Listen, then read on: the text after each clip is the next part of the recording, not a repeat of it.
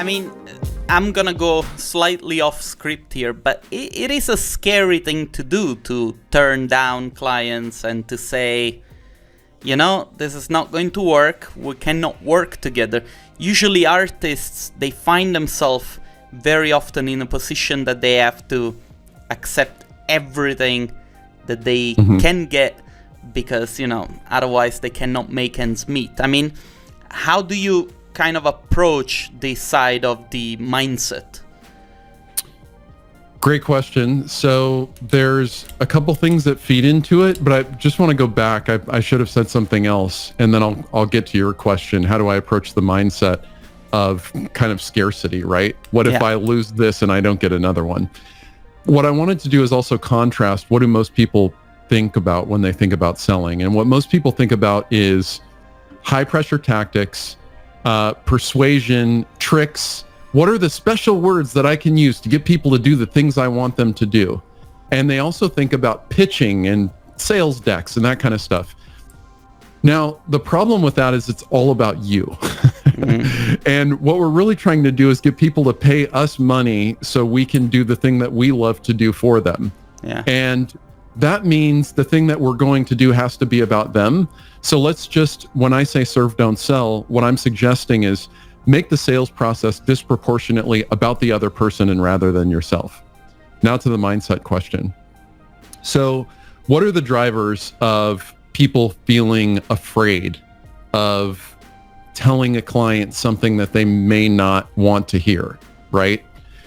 The drivers are, well, number one, maybe you just don't have enough opportunity present. So that can be one. You don't know enough people who are in a position to hire you or refer you business. And so that's a problem that needs to be addressed, right? Another driver, of course, is just purely mindset, as you're suggesting. So this comes down to kind of the Carol Dweck book Mindset, where there's two types of mindset. There's a fixed mindset and there's a growth mindset. In one, I see the world as fixed and finite. In the other, I see sort of an ever-expanding universe. Paradoxically, we know both to be true. So I don't want to get into that too much, but the truth is, for any individual designer, look, you're not trying to be Amazon, right? You're not trying to be the only company that sells stuff to people. There's so much opportunity out there, way more than you could ever service. And so what I'd ask you to do is start to ask yourself, you know, what are the opportunities that I haven't tapped yet? Whenever you get afraid of this, and the time to do it isn't during the sales call. The time to do it is sort of in your off time, where you're sort of thinking about, how am I going to generate more opportunities for me to do the work I love? Or as a business, how am I going to generate more pipeline for my business? And the answer to that is always, I need a market and I need a way to address them, and something interesting to say. So we don't have time to cover all of that. But I would challenge you to think about, and maybe just explain, like, you know, why do you think that there is not enough opportunity? And if you force yourself to do that, I promise you'll come to the conclusion repeatedly that there's way more opportunity than you could ever service on your own.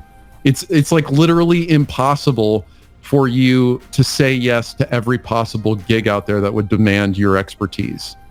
And so that's one exercise I would recommend you do. The second exercise is, and again, I know this is a little bit woo-woo, but what I say is I'm not trying to make people better at sales. I'm trying to make better people.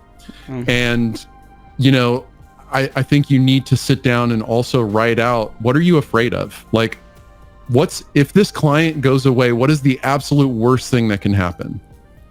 And for most of us, I think what we'll find is the fear is just totally irrational. And it's one based on sort of an irrationality that causes us to think that no other opportunity will ever surface. We're not good enough. The world doesn't love us. Yeah. And there's just no truth to that.